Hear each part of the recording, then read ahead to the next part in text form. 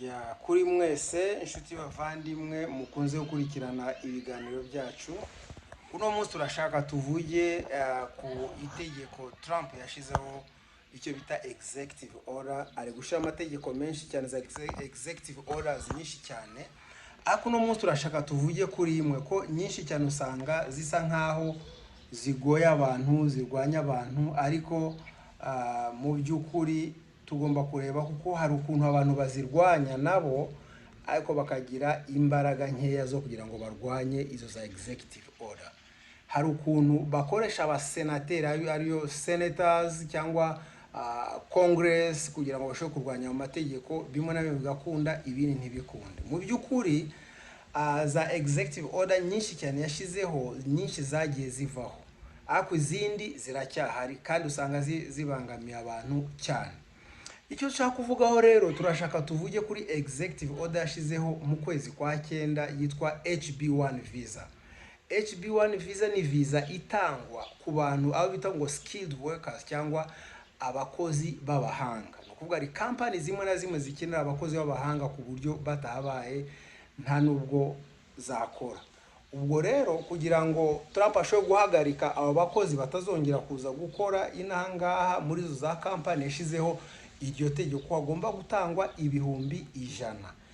Ahani baravuga ngo nabantu nibo bagomba gutanga, ariko urebye neza baravuga ni employers. Hariyo itandukana hagati ya employers na employee.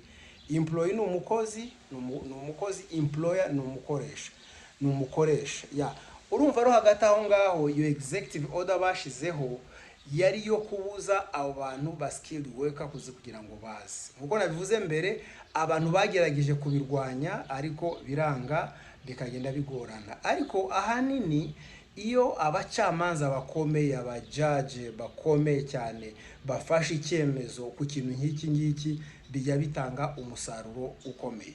Icyo nshaka kuvuga hanga nuko hari umujaji umwe wo muri Massachusetts witwa Leo T. Sorokin.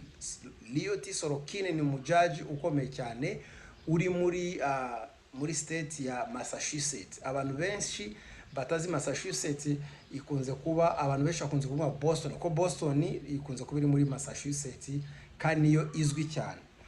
Noneho rero uwo mujaji yatanze ijambo yavuze hanga, yavuga ngo nullify one of the series of tactic for Trump administration. Ko ano bavuga ngo the Trump administration initiative to impose 100K fee on employer seeking visa for skilled foreign worker. No kuvuga hagati aho ngaho no kuvuga babasha ko batanga amafaranga. Ariko uwo mujaji ukomeje gusoma ibingibi ni ikinyamakuru bavuga ngo the New York Times. Muri New York Times niyo batanga icyo kiganiro. Baravuga ngo uwo lo yavuze ngo ni nullify. Nullify no kuvuga iki? Nil, abazi igifaransa ni nil. No kuvuga icyemezo cya Trump kugikubana 0. Ngira ngo murabyumvise. Yarabivuze gutyo, yuzuza ibipapuro bigera kuri impapuro zigera kuri 42 zisobanura ko icyo cyemezo yafashe kitajyanye n'itegeko, ari ikintu yavuze wenyine. Hari icyo bita mu kirati nako bakunze kubikoresha mu cyongereza, bakunze kuvuga ngo ni ipsi dixit. Niba bavuze ipsi dixit bisobanura iki mu cyongereza? Kuko ni ijambo rikoreshwa cyane cyane, abongereza bararikoresha ariko abantu benshi ntago barizi. Ni ipsi dixit. No kuvuga ni icyemezo wafashe wowe wenyine, kidafite ikimenyetso habe na kimwe, kidafite support, niko unsupport, ni icyemezo ubufashe kidafite ishingiro habe na gatoya, kidafite mbese ubusobanuro, kidasobanutse. Mbese nicyo cyemezo Trump akunze gufata ibyo ngibyo kandi akabigira nk'ari itegeko.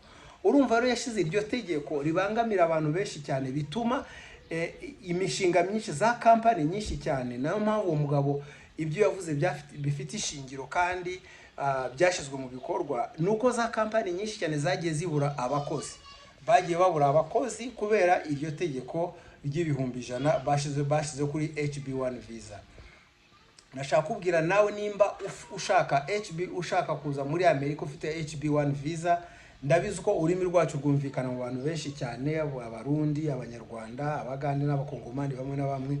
ariko nimba ushaka HB1 visa ushobora kuyikora kuko hariho uburyo barwanyije iryo tegeko rya Trump executive order Trump kandi bayikuraho. Ikindi nshaka kubabwira nuko mutegeze mu gihe kiri imbere kuko hari imbaraga nyinshi ziri gushirwa mu kurwanya iriya tegeko rindi yashize ngo ryo kubuza ibihugu bigera kuri 39 kuza muri Amerika.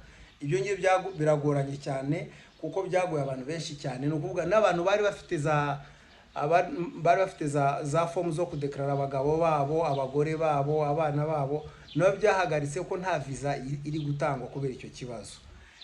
Urumva rero ibyo nyina biri imbere, ariko hari n'ikindi kibi nacyo yongeye gushina tuzakivuga bishobose twakivuga, no kuvuga itegeko ryo kwambura abantu ubwene gihugu, tuzabivugaho nabyo.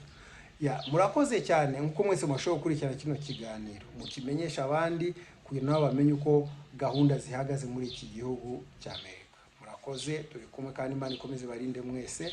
Ufite ikibazo wakwandika muri comments. Sawa, bye.